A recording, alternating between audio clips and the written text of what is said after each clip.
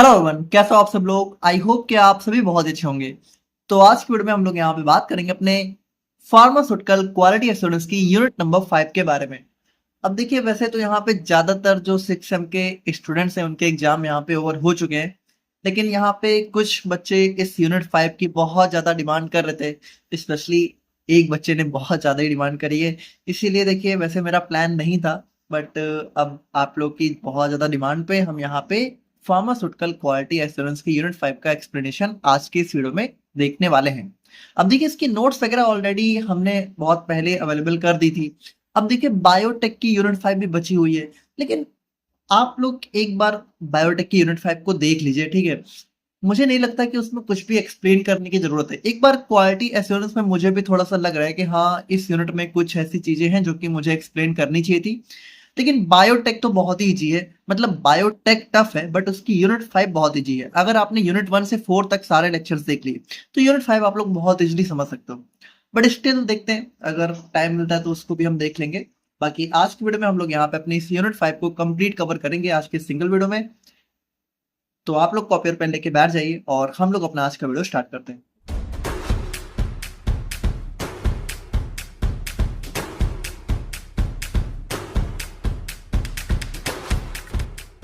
अब देखिए, अगर हम लोग यहाँ पे यूनिट नंबर 5 की बात करें तो यूनिट 5 में मेनली आप लोग को 3 टॉपिक्स के बारे में पढ़ना है। पहला हो गया कैलिब्रेशन, दूसरा हो गया वैलिडेशन, थर्ड हो गया क्वालिफिकेशन।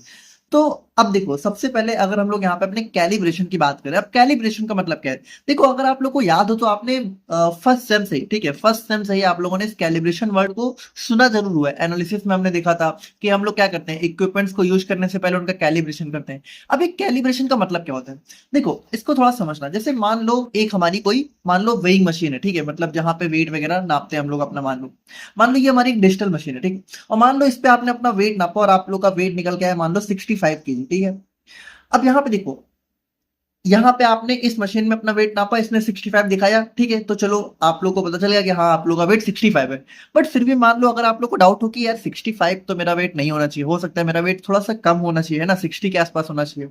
तो आप लोग को अगर मान लो कोई डाउट है, ठीक है, और आपने क्या किया, आपने यहाँ पे एक दूसरी, मतलब मान लो एक जो हमारी ट्रेडिशनल हमारी वेइंग मशीन होती है, तो वहां पे जाके आपने नापा, ठीक है। और वहां पे जब आपने नापा तो वहां पे आपने देखा कि वहां पे एक्चुअल में जो सुई है, ठीक है, वो जो है सिर्फ 60 पे आके रुक गई है, ठीक है।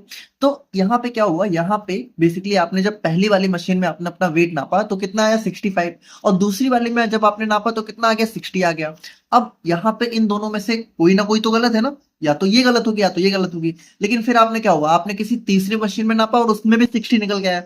इसका मतलब क्या हुआ, इसका मतलब यहाँ पे ये जो मशीन है ये 5 किलो वेट ज्यादा दिखा रही है, यानी ये जो मशीन है ये क्या है, ये थोड़ा सा फॉल्टी हो गई है ना। तो अब अगर हमें इसे सही करना है तो क्या हो, हमें इसे एडजस्ट करना पड़ेगा, हमें इसे दोबारा से रीडिंग को ऐसे एडजस्ट करना पड़ेगा ताकि ये जो है जो एक्चुअल वेट है वही दिखाए। जैसे यहाँ पे देखो, जनरली इसमें क्या होता है कि जैसे मान लो 65 kg दिखा रही है, तो इसका मतलब ये होता है कि यहाँ पे ये जीरो एरर आ जाता है, ठीक है, कि जीरो यहाँ पे दिखाता तो जीरो है, लेकिन एक्चुअल में इसमें पहले से ही कुछ ना कुछ वेट ऑलरेडी चढ़ा चढ़ा होता है। तो उसके लिए हमें क्या करना होता है, हमें यहाँ पे इस मशीन को एडजस्ट करना होगा। तो देखो, अब एडजस्ट कैसे करेंगे, तो एडजस्ट करने के लिए सबसे पहले तो हमें एक ऐसी मशीन लेनी पड़ेगी ना जो कि सही वेट दिखाती हो। तो सबसे पहले हम लोग यहाँ पे क्या करेंगे, एक स्टैंडर्ड मशीन लेंगे, ठीक है। और यहाँ पे हम लोग पहले अपना वेट नाप के चेक कर लेंगे। अगर यहाँ पे हमारा 60 kg मान लो दिखा रहा है, जो कि एक्चुअल वेट भी है, तो मान लो ये सही है, ये स्टैंडर्ड है, ठीक है। तो अब इससे कंपेयर करके हम लोग क्या करेंगे, अपने इस वाली मशीन को भी एडजस्ट करके क्या करेंगे, इसको सही करेंगे। और देखो, इसी पूरी प्रोसेस को, यानी कि एक स्टैंडर्ड इक्विपमेंट का यूज करके अपना जो भी हमारा यूज करने वाला इक्विपमेंट है उसको उसको सही करना, ठीक है। इसी प्रोसेस को हम लोग बोलते हैं, क्या बोलते हैं, इसी प्रोसेस को हम लोग बोलते हैं कैलिब्रेशन। देखो, कैलिब्रेशन का सिंपल सा मतलब होता है कि जब भी हमारी मशीन में मान लो कोई एरर वगैरह आ गई है, ठीक है, तो उस एरर को हम लोग यहाँ पे क्या करते हैं, एक स्टैंडर्ड मशीन का यूज करके उससे कंपेयर करके उसको ठीक करते हैं, उसको एडजस्ट करते हैं, और इसी प्रोसेस को हम लोग बोलते हैं कैलिब्रेशन। तो कैलिब्रेशन का सिंपल सा मतलब होता है कि हम लोग यहाँ पे इसमें चेक करते हैं कि जो भी हमारी इंस्ट्रूमेंट है, ठीक है, जो भी हमारा इक्विपमेंट है, अगर वो खराब, मतलब वो सही वेट नहीं शो कर रहा है। मतलब देखो, यहाँ पे वेट का मतलब जरूरी नहीं कि हमेशा वेइंग मशीन हो, जितने भी टाइप के इक्विपमेंट है, ठीक है, अगर वो मान लो हमारी कोई रीडिंग शो कर रहा है, ठीक है, या मान लो वो कोई टेस्टिंग कर रहा है, वो कुछ मेजरमेंट कर रहा है ना, मान लो यहाँ पे टेम्परेचर की रीडिंग वगैरह हो गई, तो सभी में कुछ ना कुछ गड़बड़ी गड़बड़ी हो सकती है। तो उसके लिए हम लोग क्या करेंगे, उसी का एक स्टैंडर्ड इक्विपमेंट लेंगे, उससे कंपेयर करके हम लोग यहाँ पे अपने फॉल्टी वाले को सही कर लेंगे और एडजस्ट करके हम लोग क्या करते हैं कि हम लोग यहाँ पे इंश्योर करते हैं कि जो भी हमारा इक्विपमेंट है वो यहाँ पे एक्यूरेट और करेक्ट रीडिंग दे, ठीक है। और इसको हम लोग कैसे कंपेयर करेंगे, हम लोग यहाँ पे अपनी स्टैंडर्ड रेफरेंस यानी कि जो हमारे पास स्टैंडर्ड होगा उससे कंपेयर करके फिर चेक करेंगे। जैसे हम लोगों ने जब इसको सही कर दिया उसके बाद दोबारा से अपना वेट करेंगे और देखेंगे क्या इस बार अब ये 60 दिखाने लग गया। अगर दिखाने लग गया इसका मतलब यहाँ पे कैलिब्रेट हो चुका है। तो यहाँ पे इसका मतलब सिंपल सा मतलब होता है कि यहाँ पे जो भी इक्विपमेंट है वो यहाँ पे सही वैल्यू दे रहा है कि नहीं दे रहा है। देखो यहाँ पे अब एक चीज समझना, कैलिब्रेशन हम लोग यहाँ पे क्या होता है, जैसे मान लो आप लोग मान लो कोई इंडस्ट्री है, ठीक है। तो इस इंडस्ट्री में क्या होता है, कैलिब्रेशन हमें जो है टाइम टाइम पे परफॉर्म करना होता है। मान लो हर मंथ या फिर हर हर दूसरे हफ्ते में कैलिब्रेशन परफॉर्म करना होता है। तो कैलिब्रेशन में हम लोग यहाँ पे क्या होता है, सभी मशीनों को जो है स्टैंडर्ड मशीन से कंपेयर करके हमेशा चेक करते हैं। अब यहाँ पे जरूरी नहीं है कि हर बार मशीनें खराब भी हो, लेकिन कैलिब्रेशन में दोनों चीजें आ जाती है। कैलिब्रेशन में ये भी आ जाता है कि हम लोग यहाँ पे चेक कर रहे हैं, अगर चेक करने पे सही है तो समझ लो चलो ठीक है, हाँ वो भी कैलिब्रेशन का एक पार्ट हो जाता है। लेकिन अगर वो खराब है तो कैलिब्रेशन का मेन मतलब यही कि हम लोग यहाँ पे स्टैंडर्ड से कंपेयर करके उस खराब वाली को सही करें। तो ये हमारा कैलिब्रेशन का सिंपल सा मतलब हो जाता है। आई होप कि आप लोग समझ गए होंगे। अब अगर हम लोग यहाँ पे प्रिंसिपल ऑफ कैलिब्रेशन की बात करें, उसका बेसिक प्रिंसिपल क्या है कि हम लोग यहाँ पे एक स्टैंडर्ड लेंगे, ठीक है, और उसके बाद हम लोग यहाँ पे कंपेयर करेंगे और यहाँ पे जो भी हमारा अगर कुछ भी एरर आ रहा है, कोई भी डेविएशन आ रहा है, कोई डिफरेंस आ रहा है, तो उसको हम लोग यहाँ पे एडजस्ट करेंगे और एरर को हम लोग यहाँ पे करेक्ट कर लेंगे। तो ये हमारा सिंपल सा मतलब होता है। अब देखो यहाँ पे कैलिब्रेशन की नीड क्या है भाई, देखो सिंपल सी बात है कि अगर जो भी मशीन है, ठीक है, अगर वो हमारा करेक्ट रिजल्ट ही नहीं देगी तो यहाँ पे क्या होगा, यहाँ पे हमारा बहुत प्रॉब्लम हो सकती है। अब जैसे मान लो रॉ मटेरियल, ठीक है, अब रॉ मटेरियल को हम लोग मान लो वेट कर रहे हैं। अब पता चले हम लोग देख रहे हैं कि हाँ 1 किलो रॉ मटेरियल हमने वेट किया, ठीक है, हमें मशीन में 1 किलो दिखा तो हम लोग मान लेंगे 1 किलो। लेकिन पता चले वो मशीन जो है थोड़ा सा 200 ग्राम ज्यादा दिखाती है चीजों को, यानी वो एक्चुअल में 1 किलो की बजाय 800 ग्राम ही रहा होगा,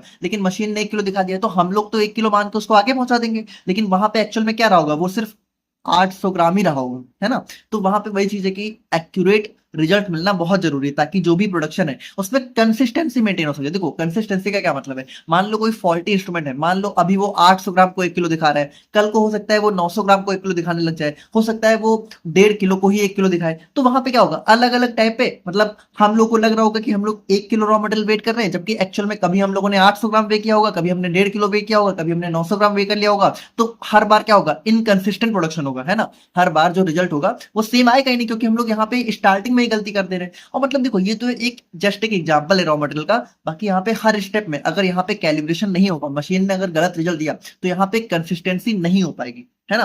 मान लो आप लोग टेम्परेचर सेट कर रहे हो 100 डिग्री सेल्सियस, लेकिन एक्चुअल में जो मशीन है वो यहाँ पे 80 डिग्री ही मेंटेन कर रही है, और कभी पता चला वो 101 कर दे रही है, कभी 110 कर दे रही है। तो वहां पे क्या होगा, कभी भी सेम रिजल्ट, एक जैसा रिजल्ट आएगा ही नहीं, क्योंकि यहाँ पे टेम्परेचर तो गड़बड़ हो जा रहा है ना। आप लोग को लग रहा है आप लोग एक ही जैसा कर रहे हो, बट एक्चुअल में वो गड़बड़ हो जा रहा है।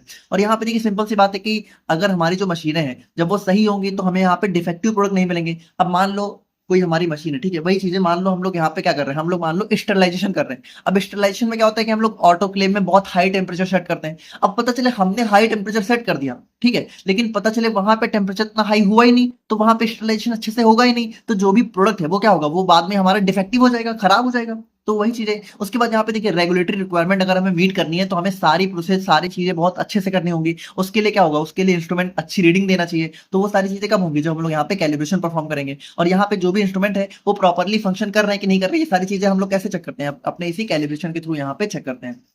अब उसके बाद देखिए अगर हम लोग स्कोप का मतलब होता है कि जो कैलिब्रेशन है वो किस किस जगह पे अप्लाई होता है। तो देखो सिंपल सी बात है, कैलिब्रेशन हमारा सभी इंस्ट्रूमेंट पे अप्लाई होता है, मतलब जितने भी इंस्ट्रूमेंट हमारे जिस भी जगह यूज करे जाते हैं। जैसे मान लो प्रोडक्शन एरिया है जहां पे एक्चुअल में प्रोडक्शन हो रहा है, तो वहां पे टेम्परेचर को सेट करने के लिए हमारी कुछ मशीन होती है, प्रेशर डिवाइस होते हैं। तो वहां पे देखो जितने भी टाइप के इंस्ट्रूमेंट हमारे प्रोडक्शन एरिया में है, जितने भी टाइप के इंस्ट्रूमेंट हमारे क्वालिटी कंट्रोल लेबोरेटरी में है, जितने भी हमारी क्वालिटी एश्योरेंस में है, वेयर हाउसिंग में जो भी इंस्ट्रूमेंट है, और यहाँ पे रिसर्च एंड डेवलपमेंट, मतलब यहाँ पे देखो इन सभी एरिया में जो जो भी इक्विपमेंट हमारे यूज करे जा रहे हैं उन सभी जगह पे हमारा कैलिब्रेशन अप्लाई होता है। सभी का कैलिब्रेशन हम लोग यहाँ पे टाइम टू टाइम करते रहते हैं।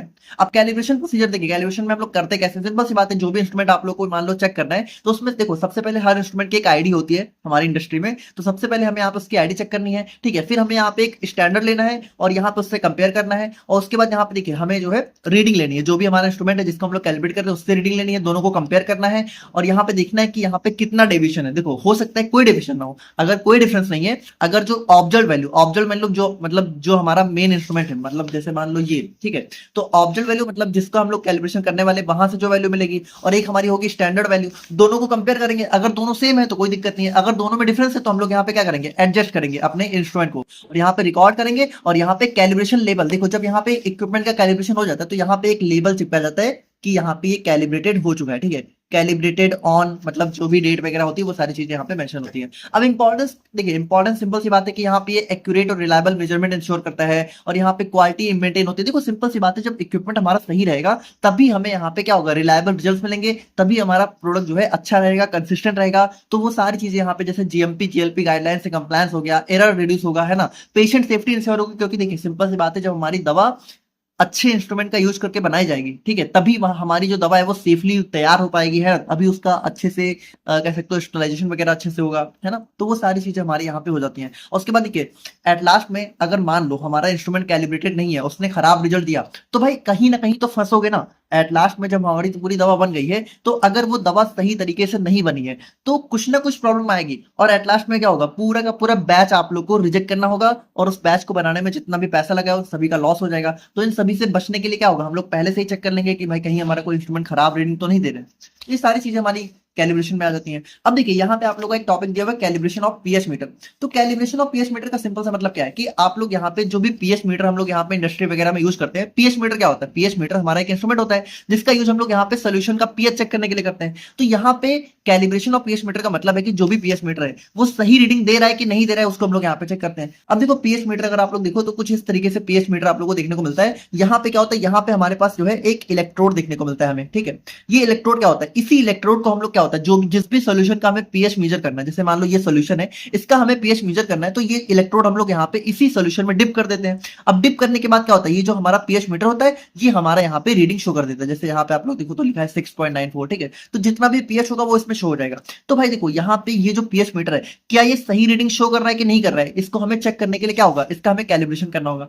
करेंगे कैसे, देखो सिंपल सी बात है, पीएच मीटर का काम क्या है, हमारा पीएच को बताना। तो हम लोग क्या करेंगे, हम लोग पहले से ही एक ऐसा सोल्यूशन ले लेंगे जिसका पीएच हमें ऑलरेडी पता हो। जैसे मान लो एक हमने क्या हुआ, एक हमने स्टैंडर्ड, ठीक है, एक स्टैंडर्ड बफर सोल्यूशन ले लिया, ठीक है, स्टैंडर्ड बफर सोल्यूशन हमने ले लिया जिसका पीएच मान लो 7 है, ठीक है, मान लो पीएच 7 है, और ये हमारा एक बफर सोल्यूशन है। तो ये हमें ऑलरेडी पता है, मतलब हमें ऑलरेडी पता है कि ये जो सोल्यूशन है इसका पीएच 7 है। अब हम लोग क्या करेंगे, इस वाले पीएच में, ठीक है, इस वाले सॉल्यूशन में इस इलेक्ट्रोड को डिप करेंगे। अब डिप करने के बाद अगर जो हमारा पीएच मीटर है यहां पे हमारी रीडिंग 7 दिख गई, ठीक है, तो इसका मतलब क्या है, इसका मतलब यहाँ पे पीएच मीटर सही है। लेकिन अगर 7 की बजाय मान लो 6 दिख गई, 8 दिख गई, 9 दिख गई, 5 दिख गई, इसका मतलब क्या है, इसका मतलब इसमें कुछ ना कुछ गड़बड़ी है। तो अगर देखो, अगर जो हमारी रीडिंग है वो बिल्कुल सेम आ गई तो यहाँ पे इसका मतलब क्या है, पीएच मीटर हमारा सही है, उसको कैलिब्रेट करने की कोई जरूरत नहीं है। और अगर हमारी रीडिंग में कुछ भी डिफरेंस आया तो हम लोग क्या करेंगे, पीएच मीटर को एडजस्ट करेंगे ताकि वो सही रीडिंग शो करे। तो ये हमारा इसका बेसिक प्रिंसिपल होता है। देखो यहाँ पे हम लोग क्या करते हैं, pH meter is calibrated by comparing its reading with standard buffer solution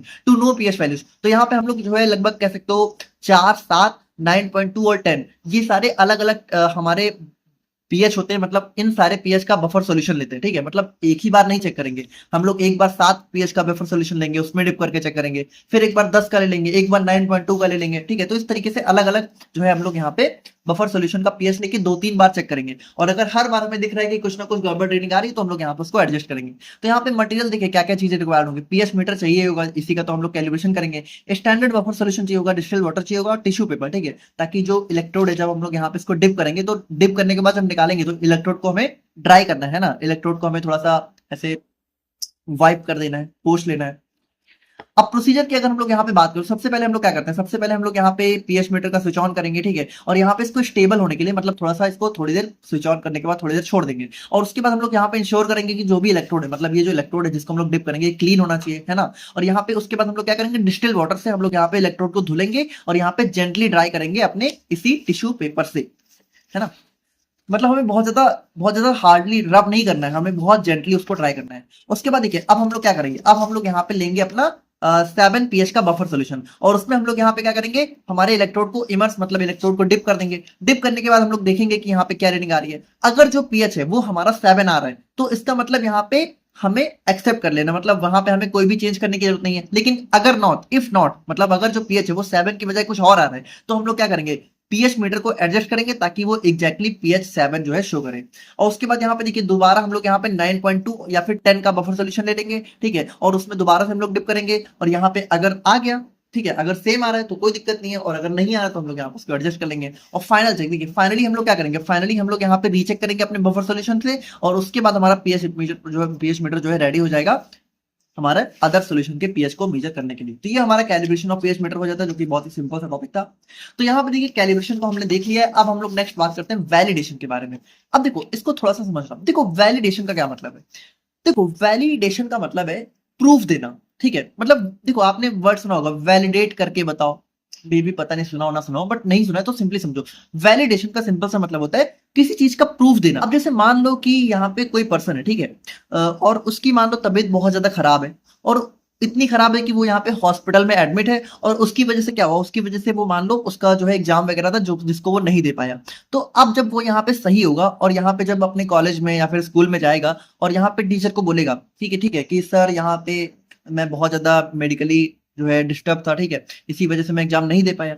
तो वहां पे देखो, वहां पे टीचर क्या बोलेगा, टीचर बोलेगा कि क्या प्रूफ है, ठीक है, मुझे प्रूफ चाहिए भाई, आपकी बातों पे थोड़ी मैं भरोसा कर लूंगा। तो वहां पे वो बंदा क्या करेगा, वो बंदा अपना मेडिकल बिल्स दिखाएगा, ठीक है, जो भी रिपोर्ट होगी डॉक्टर की वो दिखाएगा। वहां पे बेसिकली वो क्या करेगा, वो ये प्रूफ देगा, वो यहाँ पे वैलिडेट करेगा कि हाँ देखिए मैं सच में बीमार था, इसी वजह से मैं पेपर नहीं दे पाया।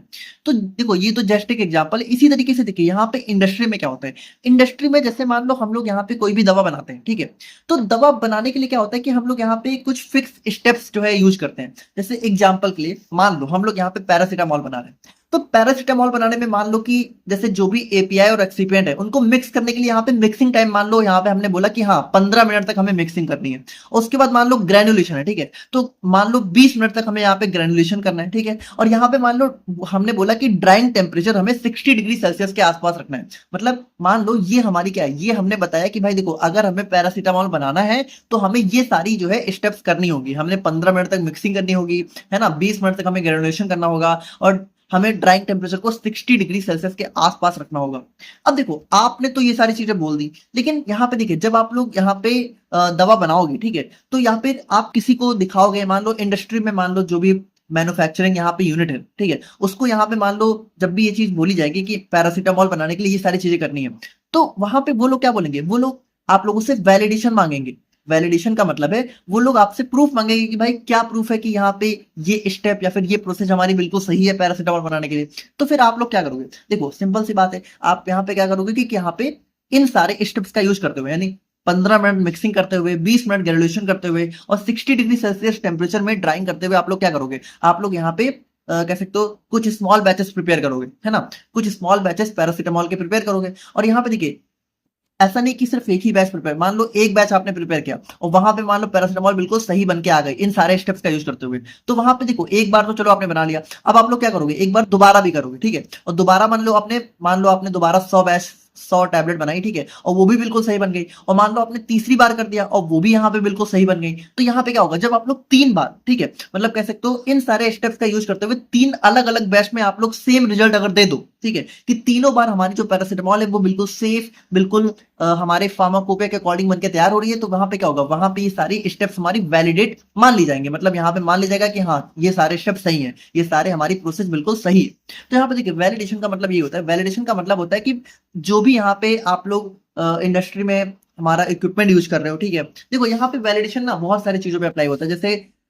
जैसे प्रोसेस, एक होता है प्रोसेस वैलिडेशन, एक होता है इक्विपमेंट वैलिडेशन। तो इक्विपमेंट वैलिडेशन में हम लोग क्या करते हैं, हम लोग यहाँ पे ये प्रूफ देते हैं कि जो भी हमारा इक्विपमेंट है वो सही वर्क कर रहा है। तो प्रूफ देने के लिए हम लोग क्या करेंगे भाई, सिंपल सी बात है, अगर मान लो हम बोल रहे हैं कि मान लो ये जो हमारा पीएच मीटर है, अगर हम लोग बोल रहे हैं कि ये पीएच मीटर बिल्कुल सही है, तो हमें इसका वैलिडेशन देना होगा। तो वैलिडेशन कैसे देंगे, वैलिडेशन देने के लिए हम लोग क्या करेंगे, हम लोग यहाँ पे सेम वही चीज करेंगे कि एक स्टैंडर्ड सोल्यूशन लेंगे और उसका पीएच हमें पता होगा तो उसी को मेजर करेंगे, और अगर वो सेम पीएच दिखा देगा तो हम लोग बोल देंगे भाई देखो ये हमारा प्रूफ हो गया कि यहाँ पे ये हमारा इक्विपमेंट है वो सही है। मतलब देखो वैलिडेशन का सिंपल सा मतलब है किसी भी चीज का प्रूफ देना, है ना, कुछ भी बात अगर आप बोल रहे हो तो उसका प्रूफ देना। तो इंडस्ट्री में देखिए, इंडस्ट्री में जो हमारा वैलिडेशन है, तो ये हमारा वैलिडेशन हमारी प्रोसेस होती है एस्टेब्लिशिंग डॉक्यूमेंटेड एविडेंस। देखो एविडेंस का मतलब क्या हो गया, एविडेंस का मतलब ये हो गया प्रूफ देना, है ना। गवाह दैट आर प्रोसेस मेथड और system consistently working according as required. यानी कि यहाँ पे देखिए, यहाँ पे बेसिकली हम लोग यहाँ पे ये एविडेंस देते हैं कि जो भी हमारा प्रोसेस है, जो भी हमारा मेथड है, जो भी हमारा सिस्टम है, वो यहाँ पे सेम वैसा ही काम कर रहा है जैसा उसको करना चाहिए। यानी कि मान लो हम लोग अगर बोल रहे हैं कि हमें पैरासीटामोल में मिक्सिंग 15 मिनट रखनी है, ग्रेनुलेशन 20 मिनट रखना है, ड्राइंग टेम्परेचर 60 डिग्री सेल्सियस रखना है, तो यहाँ पे हमें इसको वैलिडेट करना होगा कि हाँ, ये सारे स्टेप सही है। इन सारे स्टेप्स को फॉलो करते हुए ही आप लोग यहाँ पे एक अच्छी पैरासीटामोल की टैबलेट बना सकते हो। तो ये हमारा होता है वैलिडेशन। तो प्रिंसिपल ऑफ वैलिडेशन की अगर हम लोग यहाँ पे बात करते हो, बेसिक प्रिंसिपल क्या होता है कि a process should consistently produce a product that meets pre determined specification and quality attributes. अब देखो, आप लोग को पता है कि पैरासीटामोल मान लो हमें बनानी है, तो इसकी जो भी कह सकते हो क्वालिटी एट्रीब्यूट्स है कि ये कैसी होनी चाहिए, इसका कलर कैसा होना चाहिए, इसमें एपीआई कितना होना चाहिए, ये सारी चीजें क्या होता है, ये सारी चीजें ऑलरेडी हमारी फार्माकोपिया में दे रखी होती हैं। इतना आप लोग को पता होना चाहिए। फार्माकोपिया में ऑलरेडी हमें इतना पता होता है कि जो पैरासीटामोल फाइनली बन के तैयार होगा, उसका कलर कैसा होना चाहिए, है ना, उसका उसमें एपीआई कितना होना चाहिए और उसका अपीयरेंस कैसा होना चाहिए, वो सारी चीजें ऑलरेडी हमें फार्माकोपिया में पता है। अब अगर मान लो हमने यहाँ पे बोला कि भाई ये सारी प्रोसेस है, इसका यूज करके आप लोग ऐसी पैरासीटामोल बना सकते हो, तो आपने इसका यूज किया, ठीक है, और आपने कंसिस्टेंटली 2-3 बैच में सेम ऐसा पैरासीटामोल अगर आपने बना दिया, तो इसका मतलब क्या हुआ, इसका मतलब हमारी प्रोसेस यहाँ पे वैलिडेट हो गई। तो इस तरीके से यहाँ पे देखिए, प्री डिटरमाइंड का मतलब है कि फार्माकोपिया में जैसे हमारा ऑलरेडी प्री डिटरमाइंड है कि पैरासीटामोल अगर बननी है तो ऐसी बननी चाहिए, और आपने अगर प्री डिटरमाइंड तरीके से पैरासीटामोल को बना दिया अपने प्रोसेस की हेल्प से, तो उसी को हम लोग यहाँ पे बोल देंगे कि हमारी प्रोसेस यहाँ पे वैलिडेट हो चुकी है।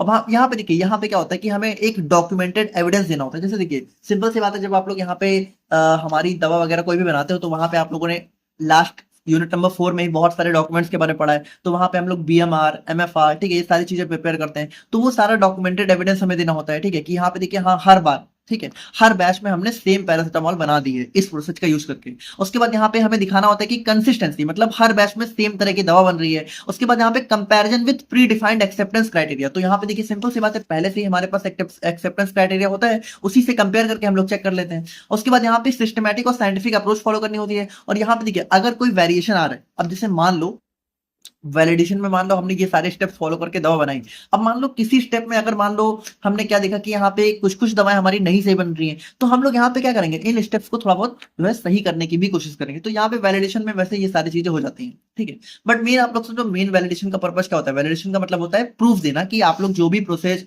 स्टेप इस्तेमाल कर रहे हो वो सही है।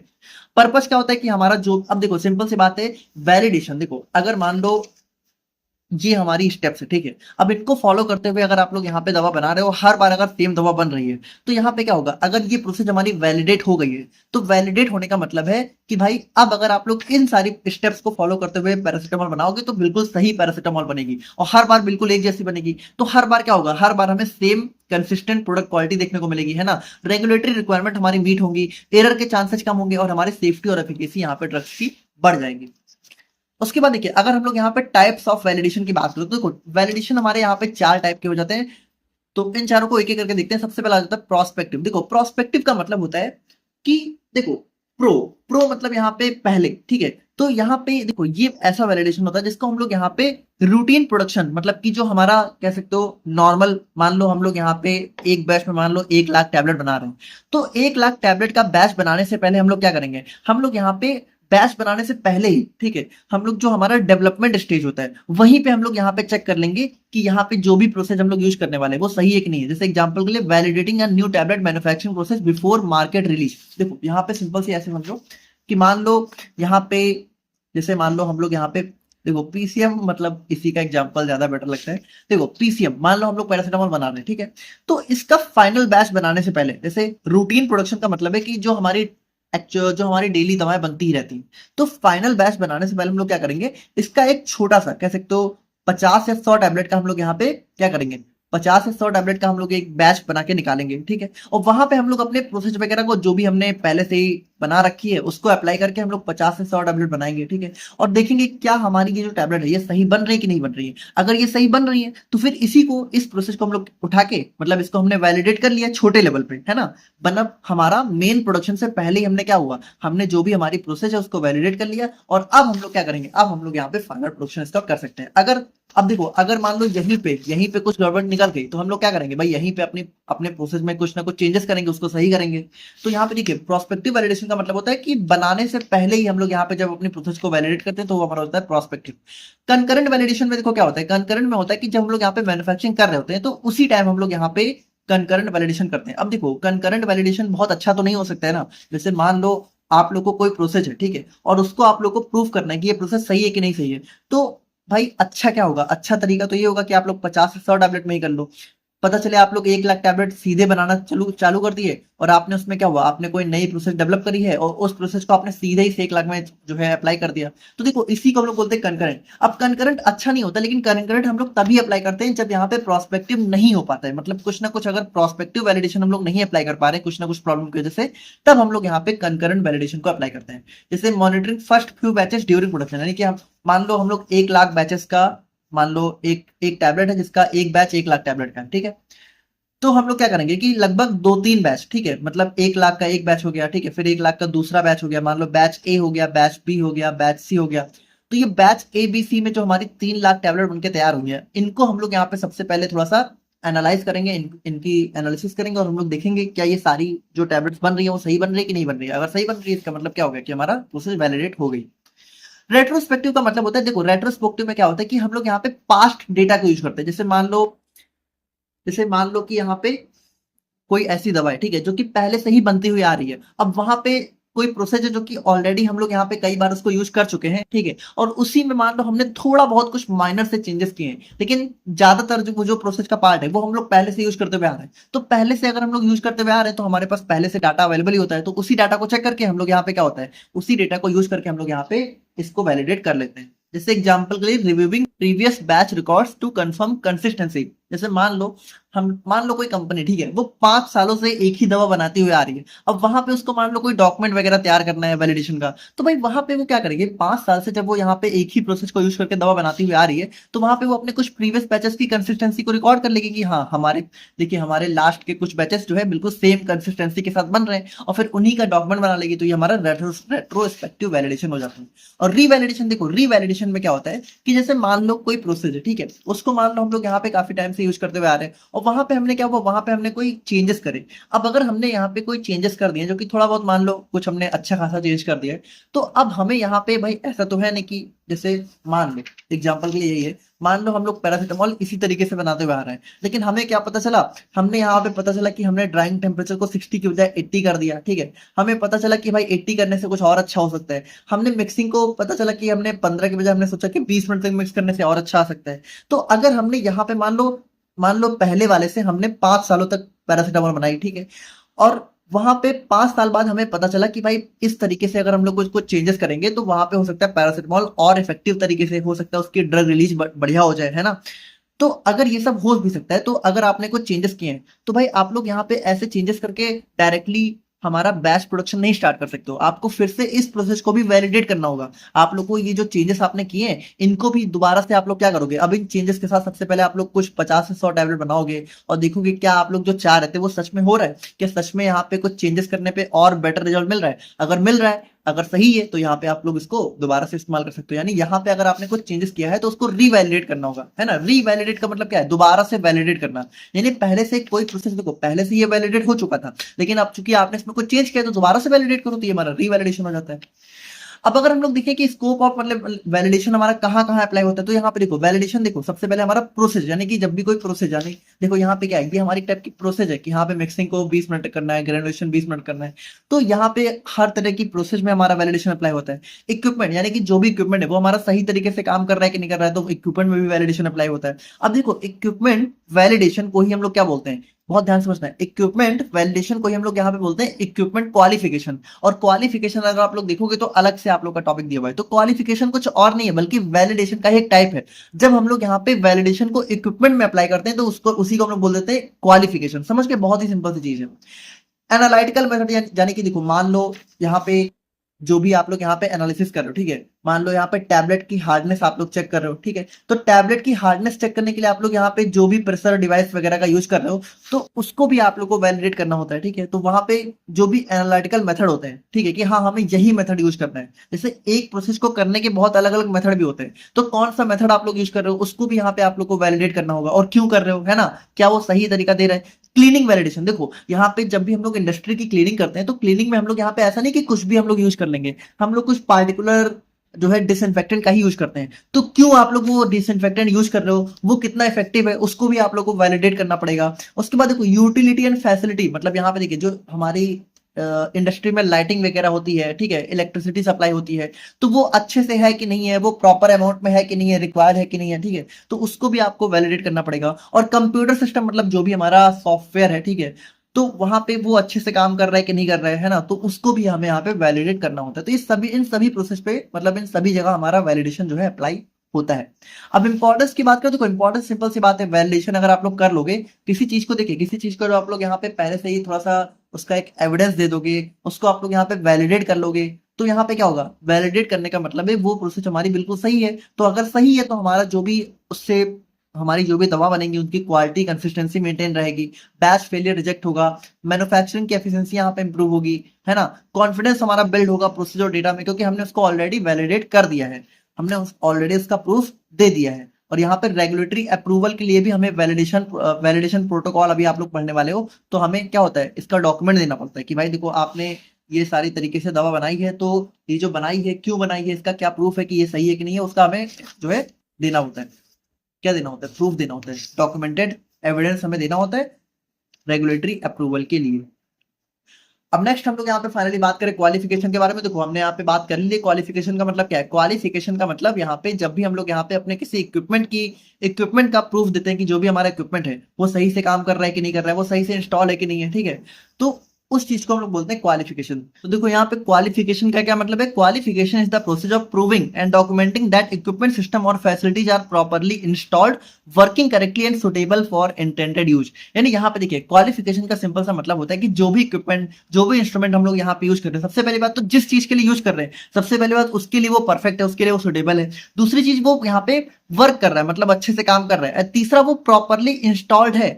देखो यहाँ पे ऐसे समझो, मान लो आप लोग अपने घरों में एसी लगवाते हो, ठीक है, तो एसी सिर्फ लाना बड़ी बात नहीं है, ठीक है, मतलब एसी ये नहीं कि एसी आपने खरीद के लाया तो अब आप लोग उसको कहीं भी उसका प्लग स्टार्ट कर दोगे तो वो चलने लगेगी। भाई उसके लिए क्या होता है, उसके लिए प्रॉपर वायरिंग करानी पड़ती है, ठीक है, उसके लिए प्रॉपर उसकी जो वाटर पाइप होता है, ठीक है, उसका इंस्टॉलेशन कराना पड़ता है, तो मतलब उसके लिए प्रॉपर हमें स्टेबलाइजर इंस्टॉल करना होता है। तो उसके लिए क्या होता है, उसके लिए हमें प्रॉपर वायरिंग वगैरह जब हम लोग अच्छे से कराएंगे तभी वो वर्क करेगा। तो यही चीज है कि हम लोगों ने जो भी हमारा इक्विपमेंट है वो अच्छे से इंस्टॉल हुआ कि नहीं हुआ। यही थोड़ी होता है कि आपने बाजार से कोई चीज खरीद लें, है ना, तो बाजार से खरीद के तो ले आए आप लोग, उसके बाद आप लोग यहाँ पे क्या होगा, उसको अच्छे से इंस्टॉल करोगे, फिर आप लोग देखोगे कि वो अच्छे से वर्क कर रहा है कि नहीं कर रहा है ना। मान लो एसी आपने अपने घरों में लगवाई, तो फिर आप लोग देखोगे क्या एसी ठंडा कर रहा है कि नहीं कर रहा है। पता चले आपने लगवा तो ली, फिर वो ठंडा ही नहीं कर रहा है ना। और यहाँ पे सुटेबल फॉर इंटेंडेड यूज क्या है एसी का, हमारे कमरे को ठंडा करना है, तो क्या वो कमरे को अच्छे से ठंडा कर पा रहा है कि नहीं कर पा रहा है। अब देखो यहाँ पे भी क्या होता है, जैसे मान लो एक बहुत बड़ा सा हॉल है, ठीक है,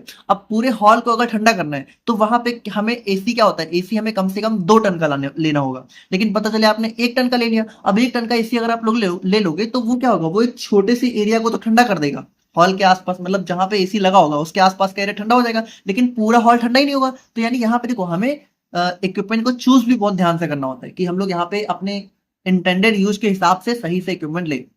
बाकी देखिए it simply means ensuring that equipment system work properly as expected. और क्वालिफिकेशन हमारा जनरली जो है इंस्ट्रूमेंट से रिलेटेड होता है। और अगर हम लोग यहाँ पे पर्पज की बात करें तो यहाँ पे सिंपल सी बात है कि जो भी इक्विपमेंट है वो यहाँ पे अच्छे से परफॉर्म कर रहा है ना।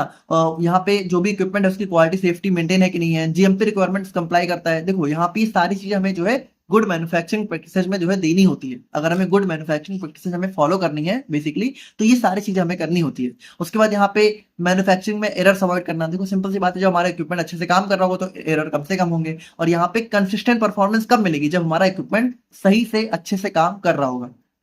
अब अगर हम लोग यहाँ पे टाइप्स ऑफ क्वालिफिकेशन की बात करें, देखो क्वालिफिकेशन का मतलब इंस्ट्रूमेंट यहाँ पे अच्छे से काम कर रहा है कि नहीं कर रहा है। तो इसमें देखो चार चीजें हम लोग चेक करते हैं। सबसे पहले तो हम लोग इंस्ट्रूमेंट की डिजाइन चेक करते हैं कि जो भी इंस्ट्रूमेंट है वो हमारे काम का है कि नहीं है ना। और उसके बाद हम लोग देखते हैं कि इंस्टॉलेशन मतलब वो अच्छे से इंस्टॉल हुआ है कि नहीं हुआ, उसके बाद वो अच्छे से ऑपरेट कर रहा है कि नहीं कर रहा, और यहाँ पे फिर उसकी परफॉर्मेंस कैसी है। तो ये सारी चीजें हम लोग यहाँ पे इंस्ट्रूमेंट के केस में क्वालिफाई करते हैं। तो सबसे पहला डिजाइन, देखो डिजाइन का मतलब है कि जो भी यहाँ पे इंस्ट्रूमेंट हम लोग ले रहे हैं वो यहाँ पे इंटेंडेड पर्पस के लिए सुटेबल है कि नहीं है। देखो सिंपल से वही एग्जांपल हो गया कि मान लो आप लोग एसी ले रहे हो, ठीक है, तो एसी यहाँ पे आप लोग कितने टन का लोगे वो डिपेंड करता है कि आपका एरिया कितना बड़ा है। जैसे अगर बहुत छोटा एरिया है तो 1 टन पे काम कर जाएगा, है ना। मान लो एक मॉडरेट सा एरिया है तो वहां पे 1.5 टन का एसी आपको लेना होगा, और अगर बहुत बड़ा एरिया है तो वहां पे 2 टन, या फिर हो सकता है कभी कभी आप लोग को 2-3 एसी इंस्टॉल करने पड़ जाए।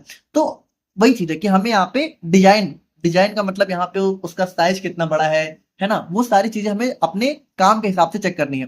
और यहाँ पे देखो इसको हम लोग क्या होता है, इसको हम लोग यहाँ पे परचेस करने से पहले ही परफॉर्म करते हैं। देखो सिंपल सी बात है, आप लोग यहाँ पे कितने टन की एसी लेनी है उसको तो परचेस करने से पहले ही डिसाइड करोगे ना कि कितना टन लेना है। एग्जाम्पल के लिए, before buying a tablet machine check whether its capacity material और फीचर्स मीट प्रोडक्शन रिक्वायरमेंट, है ना, कि यहाँ पे जो भी उसका यहाँ पे कैपेसिटी है कि वो कितनी टैबलेट बनाएगा। अब मान लो आप लोग को 1 लाख टैबलेट बनानी है, ठीक है, एक बैच में, तो वहां पे आप लोग कह सकते हो छोटी सी टैबलेट मशीन लोगे तो उससे भी काम बन सकता है। लेकिन अगर आप लोग को मान लो 5-10 लाख का टैबलेट बैच एक बार में बनाना है तो वहां पे हमें टैबलेट मशीन थोड़ा सा बड़ी लेनी पड़ेगी, है ना। तो वो सारी चीजें हमें देखनी है कि यहाँ पे कितना एरिया हमारे पास है, कितना वो प्रोडक्शन कर सकता है, वो सारी चीजें हमें पहले से ही देख लेनी है। इंस्टॉलेशन क्वालिफिकेशन का मतलब है कि जो भी हमारा प्रोडक्ट है वो अच्छे से इंस्टॉल हुआ है कि नहीं हुआ है। तो यहाँ पे जैसे एग्जांपल के लिए एसी मान लो आपने खरीद लिया, तो सिर्फ खरीदना बड़ी बात नहीं है, उसको हमें क्या हो उसके उसकी इंस्टॉलेशन में भी हमें अच्छा खासा कॉस्ट देना पड़ता है, ठीक है। It ensures that all components parts and connections are properly fit, मतलब यहाँ पे चेक करता है कि जो भी चीजें हैं वो सही तरीके से इंस्टॉल हो गई हैं, है ना। Check whether machine is install properly with correct wiring parts and documentation. उसके बाद देखिए ऑपरेशनल क्वालिफिकेशन हम लोग चेक करते हैं कि जो भी हमारा सिस्टम है, मशीन है, वो अच्छे से काम कर रही है कि नहीं कर रही है ना। इसमें हम लोग यहाँ पे function, control, alarm, safety feature, ये सारी चीजें हम लोग यहाँ पे मशीनों में चेक करते हैं। Running a machine at different speeds and temperature to check proper function, proper manufacturing या फिर प्रॉपर फंक्शन, ठीक है। जैसे एग्जांपल के लिए मान लो एसी आपने लगवाया, तो एसी में क्या होता है अलग अलग टेम्परेचर हम लोग सेट कर सकते हैं। तो वहां पे हम लोग अलग अलग टेम्परेचर पे देखेंगे क्या ये सही में अलग अलग टेम्परेचर पे ज्यादा कम ठंडा कर रहा है कि नहीं कर रहा है ना। उसके बाद यहाँ पे परफॉर्मेंस, तो परफॉर्मेंस का मतलब है यहाँ पे जो भी हमारा इक्विपमेंट है वो कंसिस्टेंटली अच्छा परफॉर्म कर रहा है कि नहीं कर रहा है। मतलब ये नहीं कि एक ही दिन मान लो एसी आपने लगवाया, ठीक है, तो एक दिन उसने कमरा अच्छा ठंडा कर दिया, इसका मतलब ये नहीं कि भाई वो बहुत अच्छा काम कर रहा है, वो हमेशा, है ना, कंटिन्यू वो हर दिन सेम जैसा काम करे। तो यहाँ पे देखिए वही चीज है कि it involves testing during routine production, यानी जब हम लोग यहाँ पे देखो रूटीन का मतलब होता है जो रोजमर्रा जो डेली प्रोडक्शन होता रहता है, वहां पे हम लोग यहाँ पे एक्चुअल में टेस्टिंग करते हैं कि क्या हर बार यहाँ पे सेम कंसिस्टेंट आउटपुट हमें मिल रहा है कि नहीं मिल रहा है। अब इंपॉर्टेंस की बात करें तो यहाँ पे देखिए ये हमारा कंफर्म करता है कि जो भी इक्विपमेंट है वो यहाँ पे अपने यूज के लिए फिट है कि नहीं है ना। रिस्क ऑफ फेलियर को रिड्यूस करता है। उसके बाद यहाँ पे प्रोडक्शन प्रोसेस को रिलायबल बनाता है, और यहाँ पे रेगुलेटरी अप्रूवल के लिए हमें रिक्वायर्ड होता है। तो ये हमारा हो जाता है क्वालिफिकेशन। और यहाँ पे देखिए अब हम लोग यहाँ पे फाइनली बात करें नेक्स्ट, तो यहाँ पे हमारा देखिए यहाँ पे आप लोग का एक सिलेबस में टॉपिक दे रखा है यूवी विजिबल स्पेक्ट्रोफोटोमीटर का क्वालिफिकेशन, ठीक है। अब यहाँ पे देखिए यूवी विजिबल स्पेक्ट्रोफोटोमीटर आखिर ये क्या चीज है, इसको थोड़ा सा समझने के लिए सबसे पहले आप लोग को समझना होगा स्पेक्ट्रोस्कोपी। देखो देखो स्पेक्ट्रोस्कोपी क्या होती है, स्पेक्ट्रोस्कोपी क्या है, स्पेक्ट्रोस्कोपी सिंपल सी एक एनालिटिकल मेथड है। एनालिटिकल मेथड का मतलब क्या होता है कि ये हमारी एक टेक्निक है जिससे हम लोग यहाँ पे अपने किसी सब्सटेंस की एनालिसिस करते हैं। अब एनालिसिस में भी हम लोग मेनली क्या करते हैं, क्वांटिटेटिव एनालिसिस करते हैं। क्वांटिटेटिव एनालिसिस का मतलब क्या है, जैसे मान लो कोई सैंपल है, ठीक है, अब इस सैंपल में मान लो कितना, मान लो हमारा सोल्यूट है, ठीक है, मान लो ये हमारा सैंपल है, ठीक है, और इस सैंपल में मान लो हमारा सोल्यूट है, तो वो सोल्यूट है वो कितने अमाउंट में है, जब हम लोग उस चीज का पता लगाते हैं तो वो हो जाता है क्वांटिटेटिव। मतलब हम लोग सोल्यूट की क्वांटिटी का जब हम लोग पता लगाते हैं, मान लो ये हमें नहीं पता है कितना है, और किसी टाइप की टेस्ट या किसी टाइप की टेक्निक का यूज करके अगर हमने पता लगा लिया तो उसी को हम लोग बोलते हैं क्वांटिटेटिव एनालिसिस। अब यहाँ पे देखो स्पेक्ट्रोस्कोपी क्या है, एक टाइप का एनालिटिकल मेथड है।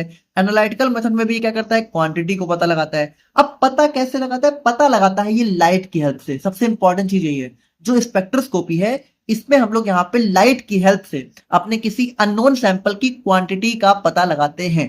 तो आई होप कि आप लोग यहाँ पे स्पेक्ट्रोस्कोपी को इतना समझ गए।